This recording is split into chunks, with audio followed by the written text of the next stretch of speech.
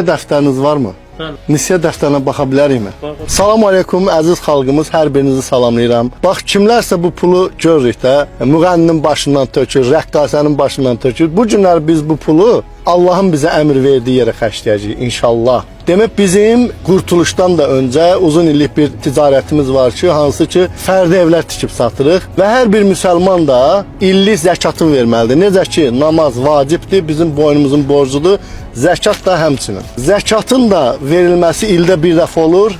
Kimin ticarəti varsa təbii ki hər bir müsəlmana vacib olan bir şeydir. Biz qeyri-adi bir şey eləmirik əslində. Boynumuzun borcudur ki, Tövbə surəsinin 60-cı ayəsində Uca Rəbbimiz vurğulayır ki, 8 qisim insana düşür və o qisimdən biri də borcu olan müsəlmanların borcunu ödəmək. Biz də bu günləri gedirik, illik zəkatımızın vaxtıdır. Hansı ki o zəkatdan qurtuluşa da, reabilitasiyamıza da dəstək oluruq, qardaşlarımızın toyuna da dəstək oluruq və həmçinin istəyirik ki, bu məhlə dükanlarının bacardığımız qədər borcunu ödəyək insanların. İzləmədə qalın, bunu çəkib paylaşırıq.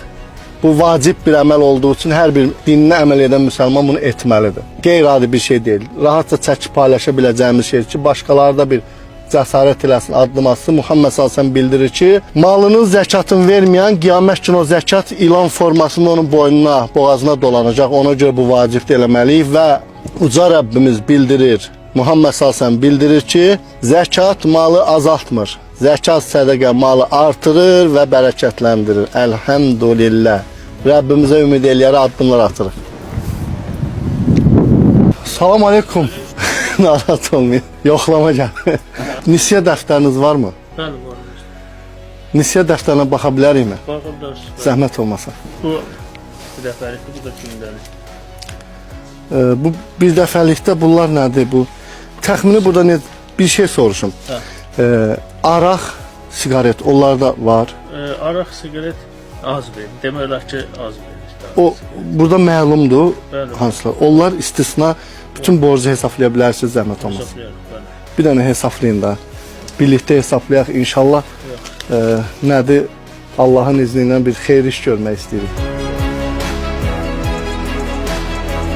Çoxdan borcu olan var ki, verə bilmirlər. Yəni araq, sigaret istisna hamısını hesablayın, zəhmət olmaz.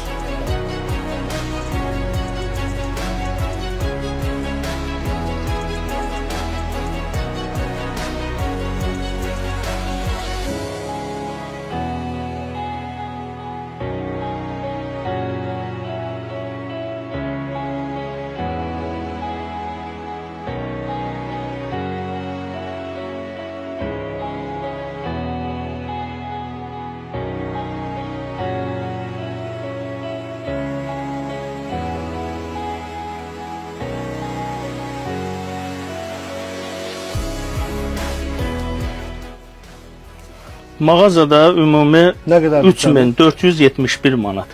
Yəni yenə deyirəm, sigaretdən və spirtli içkidən başqa. Borc 3471 manatdır, bəli.